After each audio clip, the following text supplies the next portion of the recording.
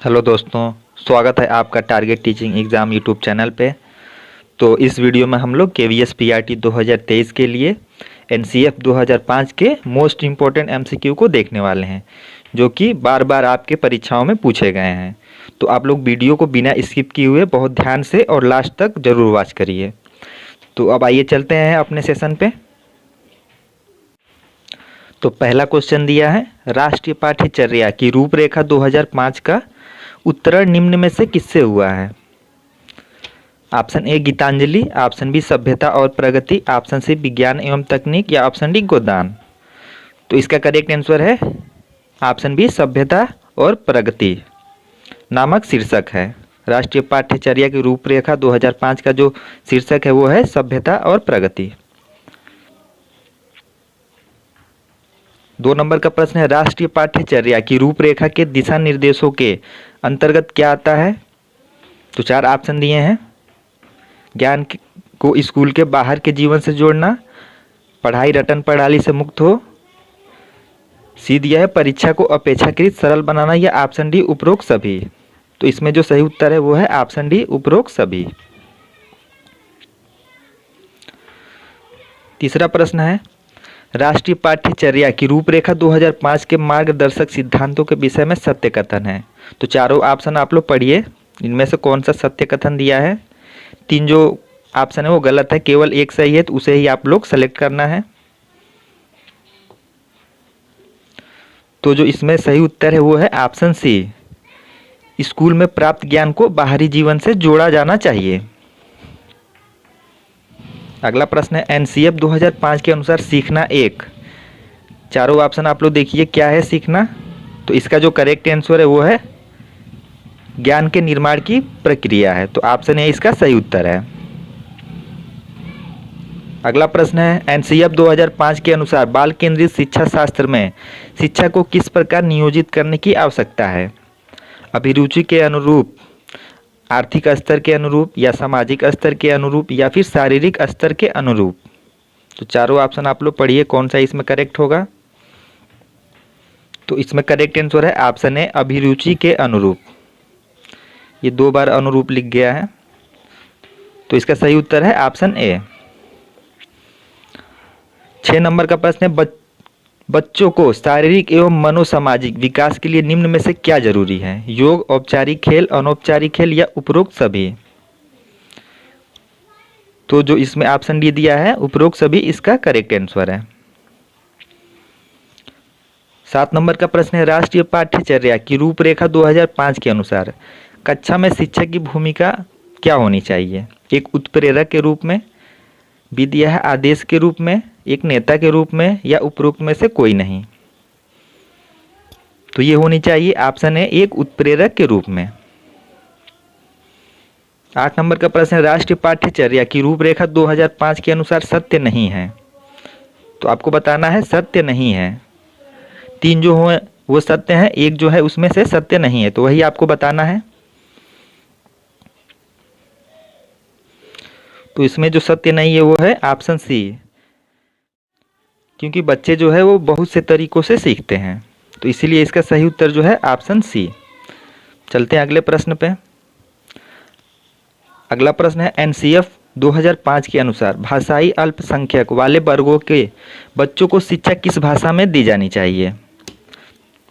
मातृभाषा में, अंग्रेजी में, हिंदी में, या उपरोक्त सभी में। तो इसका करेक्ट आंसर है ऑप्शन ए उनकी मातृभाषा में। अगला प्रश्न है, विभिन्न विवेचनात्मक शिक्षा शास्त्र खुले विमर्श और विविध दृष्टिकोण के माध्यम से खाली स्थान दिया है लेने की प्रक्रिया को सरल बनाता है। तो इसमें बताना है आपको करेक्ट आंसर क्या होगा। तो इसमें जो करेक्ट आंसर होगा सामूहिक निर्णय। चलते हैं अगले प्रश्न पे। अगला प्रश्न है, राष्ट्रीय पाठ्यचर्या की रूपरेखा 2005 के अनुसार बच्चों के आकलन का सही तरीका है। चारों ऑप्शन आप लोग पढ़िए कौन सा करेक्ट होगा। तो इसमें जो सही होगा ऑप्शन बी दैनिक गतिविधियां। 12 नंबर का प्रश्न है, भीड़ भाड़ वाली कक्षाओं में खाली स्थान दिया है किस अध्यापन की बात करना निरर्थक है? मतलब किस तरह की बातें करना जो है वो निरर्थक है।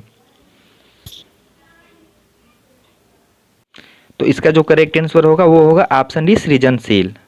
भीड़ भाड़ वाली कक्षाओं में सृजनशील अध्यापन की बात करना जो है वो निरर्थक है। 13 नंबर का प्रश्न है, यदि बच्चे फेल होते हैं तो वे दर्शाते हैं अपनी असफलता को, स्कूल की असफलता को, समाज की असफलता को या परिवार की असफलता को। तो इसका करेक्ट आंसर है ऑप्शन बी, स्कूल की असफलता को। अगला प्रश्न है, राष्ट्रीय पाठ्यचर्या की रूपरेखा 2005 के अनुसार गणित शिक्षण का लक्ष्य होना चाहिए तार्किक ढंग से सोचना, अमूर्तता का निर्माण करना या फिर संचालित करने की योग्यता का निर्माण करना या उपरोक्त सभी। यहाँ पे थोड़ा टाइपिंग एरर है, यहाँ अमूर्तता होगा। तो बताइए कौन सा करेक्ट आंसर होगा। तो इसका करेक्ट आंसर होगा ऑप्शन डी, उपरोक्त सभी। 15 नंबर का प्रश्न है, पर्यावरण की चिंताओं के प्रति जागरूकता को संपूर्ण स्कूली पाठ्यचर्या में व्याप्त होना चाहिए। तो किस जागरूकता को जो है संपूर्ण स्कूली पाठ्यचर्या में व्याप्त होना चाहिए। तो जो इसका करेक्ट आंसर है वो है ऑप्शन बी, पर्यावरण जागरूकता को। अब देखते हैं अगला प्रश्न। तो अगला प्रश्न दिया है, राष्ट्रीय पाठ्यचर्या फ्रेमवर्क 2005 ने अपनी समझ किससे प्राप्त की है। तो इसका सही उत्तर है ऑप्शन बी, रचनावाद से। अगला प्रश्न है, राष्ट्रीय पाठ्यचर्या की रूपरेखा 2005 के अनुसार अधिगम स्वभाव में क्या है। चारों ऑप्शन आप लोग पढ़िए। तो इसका जो करेक्ट आंसर होगा, जो अधिगम है वो स्वभाव में सक्रिय और सामाजिक है। तो इसका सही उत्तर है ऑप्शन ए। 18 नंबर का प्रश्न है, राष्ट्रीय पाठ्यचर्या की रूपरेखा 2005 के अनुसार शिक्षक की भूमिका है। तो कौन सी भूमिका है। तो ये है ऑप्शन बी, सुविधादाता की। अगला प्रश्न है, पाठ्यचर्या ऐसी हो जो पाठ्य पुस्तक के ज्ञान को पुनः प्रस्तुत करने के स्थान पर बच्चों को अपनी आवाज़ पाने, कार्य करने के लिए अपनी जिज्ञासा का पोषण करने, प्रश्न पूछने और जांच पड़ताल करने तथा अपने अनुभवों को बांटने तथा विद्यालय के ज्ञान के साथ जोड़ने में सक्षम बनाए। राष्ट्रीय पाठ्यचर्या की रूपरेखा 2005 इस पृष्ठभूमि में एक शिक्षक की प्राथमिक भूमिका क्या होनी चाहिए। देखिए आप लोग क्वेश्चन लंबा देख के घबराइएगा मत। जो क्वेश्चन जितना ही लंबा होता है आप लोग उसको अच्छे से अगर पढ़ेंगे तो उसका आंसर जो है आसानी से आप लोग निकाल लेंगे। तो चारों ऑप्शन आप लोग अच्छे से पढ़िए। तो इसका जो करेक्ट आंसर है वो है ऑप्शन सी, बच्चों को उनकी समझ और अपने ज्ञान को साझा करने के पर्याप्त अवसर देना। चलते हैं अगले प्रश्न पे। अगला प्रश्न है, भारत में बहुत से बच्चे विशेषकर लड़कियां विद्यालय में आने से पहले और विद्यालय से वापस हो जाने के बाद घर का काम करते हैं। आपके विचार से इस संदर्भ में एक शिक्षिका को गृह कार्य के बारे में क्या करना चाहिए। तो चारों ऑप्शन आप लोग पढ़िए, कौन सा इसमें से सही उत्तर है। तो इसका जो करेक्ट आंसर है वो है ऑप्शन सी, शिक्षिका को ऐसा गृह कार्य देना चाहिए जो विद्यालय में कराए गए अधिगम को बच्चों के घरेलू जीवन से जोड़ता है। 21 नंबर का प्रश्न है, किसी कक्षा में शिक्षक की भूमिका है। चारों ऑप्शन आप लोग पढ़िए, किसी कक्षा में शिक्षक की क्या भूमिका है। इसका करेक्ट आंसर है वो है ऑप्शन डी, सीखने की विश्वसनीय स्थितियां जुटाना और शिक्षार्थियों को स्वतंत्र चिंतन की सुविधा देना। देखते हैं 22 नंबर का प्रश्न, निम्नलिखित में से कौन सा कक्षा में पाठ्य पुस्तकों की भूमिका का सबसे अच्छा वर्णन करता है। तो 4 ऑप्शन है, पढ़िए आप लोग अच्छे से। तो जो सबसे अच्छा वर्णन करता है वो करता है ऑप्शन बी, वे अध्ययन के पाठ्यक्रम के बारे में शिक्षकों और माता पिता को मार्गदर्शन प्रदान करते हैं।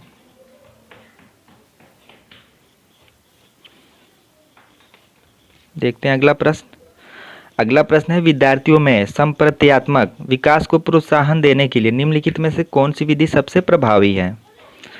तो 4 ऑप्शन दिए हैं, कौन सा इसमें से करेक्ट होगा। आप लोग ऑप्शन सेलेक्ट करिए। तो इसका जो करेक्ट आंसर है वो है ऑप्शन ए, विद्यार्थियों को बहुत से उदाहरण देना और उन्हें तर्क शक्ति का उपयोग करने के लिए प्रोत्साहित करना। चलते हैं अगले प्रश्न पे। अगला प्रश्न है, बच्चे के बारे में निम्नलिखित में से कौन से कथन सही हैं? ए में दिया है बच्चे जानकारी के निष्क्रिय प्राप्त करता है, ये गलत दे दिया है क्योंकि सक्रिय प्राप्त करता है। बच्चे समस्या समाधान करता है तो ये सही है। बच्चे वैज्ञानिक शोध करता है तो ये भी सही है। बच्चे पर्यावरण के सक्रिय अन्वेषक हैं। देखिए, आप लोग एग्जाम में ऐसा क्वेश्चन बहुत सारे रहेंगे, तो आप लोग बस ये ध्यान दीजिएगा कि कौन सा ऑप्शन इसमें से नहीं हो सकता, उसे काट दीजिएगा। बाकी आप लोग जो ऑप्शन सही लगे उसे सही करके आप लोग चारों ऑप्शन देखेंगे और फिर सेलेक्ट करेंगे अपना आंसर। तो इसमें से जो सही उत्तर है बी, सी और डी। देखिए, इसमें ए दे दिया है तो ए तो ऐसे ही कट गया, यहाँ भी ए कट गया, यहाँ भी ए कट गया। तो आप लोग ऐसे ही अपने ऑप्शन को सेलेक्ट करेंगे। अगला प्रश्न दिया है, एक बच्चा खिड़की के सामने से एक कौवे को उड़ता हुआ देखता है और कहता है कि एक पक्षी। इससे बच्चे के विचार के बारे में क्या पता चलता है? ए में दिया है बच्चे की स्मृतियाँ पहले से भंडारित होती हैं। बी में दिया है बच्चे में पक्षी का प्रत्यय विकसित हो चुका है। सी में दिया है बच्चे ने अनुभव बताने के लिए भाषा के कुछ उपकरणों का विकास कर लिया है। तो कौन सा इसमें से सही है? तो इसमें जो करेक्ट आंसर है वो है ऑप्शन ए, ये तीनों सही हैं, ए, बी और सी। चलते हैं अगले प्रश्न पे। अगला प्रश्न है, कक्षा तक पहुंचने वाली बच्चों की अवधारणाओं को जानना। तो कौन सा इसमें से करेक्ट होगा? कक्षा तक पहुंचने वाले बच्चों की अवधारणाओं के विषय में कौन सा सही है इसमें से चारों ऑप्शन में से? तो जो ऑप्शन सी दिया है इसमें, शिक्षक के लिए अपने शिक्षण को अधिक सार्थक बनाने की योजना बनाने में सहायक होता है। देखते हैं अगला प्रश्न। अगला प्रश्न है, सिद्धांत के रूप में रचनावाद। रचनावाद क्या है?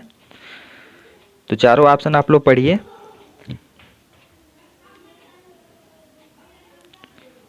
तो इसका जो करेक्ट आंसर है ऑप्शन डी, दुनिया के बारे में अपना दृष्टिकोण निर्मित करने में शिक्षार्थियों की भूमिका पर बल देता है। चलते हैं अगले प्रश्न में। अगला प्रश्न दिया है, बच्चे द्वारा संकल्पना निर्माण के संबंध में निम्नलिखित में से कौन सा कथन सही है? तो चारों ऑप्शन आप लोग पढ़िए, कौन सा कथन जो है सही है। तो इसका जो करेक्ट आंसर होगा वो होगा ऑप्शन बी, संकल्पना विकास की एक निश्चित संरचनात्मक व्यवस्था होती है। देखते हैं अगला प्रश्न। अगला प्रश्न है, जल शुद्धि प्रकरण को स्पष्ट करने का सबसे उचित तरीका है। तो चारों ऑप्शन आप लोग अच्छे से पढ़ लीजिए। तो इसका जो करेक्ट आंसर है वो है ऑप्शन सी, विद्यार्थियों को उस प्लांट पर ले जाना जहां जल शुद्धि की जाती है। तो ये आज का लास्ट क्वेश्चन था। उम्मीद है आपको सारे क्वेश्चन अच्छे लगे हैं। अगर क्वेश्चन अच्छे लगे हैं तो चैनल को सब्सक्राइब कीजिए और अपने दोस्तों के पास भी शेयर कीजिए।